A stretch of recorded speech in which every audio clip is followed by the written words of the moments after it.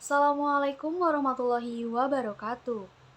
Perkenalkan, nama aku Desta Syafodi Kartika dengan NIM C24012111007. Aku berasal dari Departemen Manajemen Sumber Daya Perairan Angkatan 58. Di sini aku akan menjelaskan sekilas materi mengenai korelasi dan regresi. Yang pertama, pengertian dari korelasi. Korelasi merupakan hubungan antara dua variabel atau peubah. Hubungan ini berupa hubungan linier yang menunjukkan keeratannya. Korelasi tidak menunjukkan hubungan sebab dan akibat. Korelasi dibedakan menjadi dua. Yang pertama, korelasi positif, yang berarti hubungan kedua peubah yaitu searah. Dan yang kedua, korelasi negatif, yang menandakan bahwa hubungan antara dua variabel berlawanan arah atau tidak searah. Di dalam korelasi terdapat koefisien korelasi. Koefisien korelasi adalah suatu ukuran yang menunjukkan keeratan hubungan antara dua variabel atau parameter.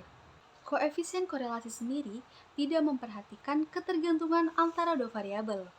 Apabila hubungan antara dua variabel tidak linier, maka koefisien korelasi tidak mencerminkan kekuatan hubungan antara dua variabel tersebut, walaupun keduanya memiliki hubungan yang kuat.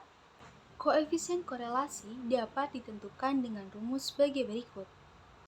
Koefisien korelasi dilambangkan dengan huruf R. R sama dengan RXY sama dengan SXY dibagi SX dikali SY, di mana SXY sama dengan sigma dalam kurung SX dikurangi X rata-rata dikali YI dikurangi Y rata-rata dibagi B, sama dengan sigma XIYI dikurangi sigma XIYI dibagi N dibagi N-1. Untuk mencari nilai SX dan SY bisa dilihat di bawahnya. Di dalam koefisien korelasi terdapat nilai UCT yang dapat ditentukan melalui langkah-langkah berikut. Yang pertama, menentukan hipotesis. Hipotesis ada dua macam. Yang pertama, H0 yang menunjukkan tidak adanya hubungan atau korelasi antara X dan Y. Yang kedua, HA yang menunjukkan adanya korelasi antara X dan Y. Yang kedua yaitu statistik uji, yang dirumuskan T sama dengan R min rho dibagi akar dari 1 min rho kuadrat dibagi N min 2. Dengan keterangan R merupakan korelasi yang didapatkan dari data, Rho merupakan korelasi yang dihipotesiskan, dan N merupakan banyaknya data, dengan derajat bebas DF sama dengan DB sama dengan N-2. Untuk lebih jelasnya dapat dilihat melalui gambar yang telah dilampirkan berikut. Berikut merupakan grafik taraf nyata dan daerah penolakan dari pengujian korelasi. Terlihat pada grafik tersebut terdapat 3 kondisi, yaitu two-tailed test, upper-tailed test, dan lower-tailed test. Two-tailed test disebabkan ketika terdapat dua nilai kritis, yaitu presentil ke 2,5 dan ke 97,5 dari distribusi T dengan N-1 derajat kebebasan. Sedangkan upper tail test ketika nilai T hitung bernilai positif dan jauh dari 0. Yang terakhir, lower tail test ketika hasil T hitung bernilai negatif dan jauh dari 0. Yang kedua, regresi. Analisis regresi digunakan untuk mengetahui suatu nilai dari peubah tak bebas atau dependent variable berdasarkan setidaknya satu nilai dari peubah bebas atau independent variable. Analisis regresi juga menjelaskan tentang dampak perubahan peubah bebas terhadap peubah tak bebas. Peubah bebas biasa disimbolkan dengan huruf Y, sedangkan peubah tak bebas biasa disimbolkan dengan huruf X. Nah, untuk mengetahui lebih lanjut mengenai materi korelasi dan regresi ini, akan lebih baik apabila kita berlatih soal terlebih dahulu. Berikut akan ada latihan soal beserta dengan penjelasannya.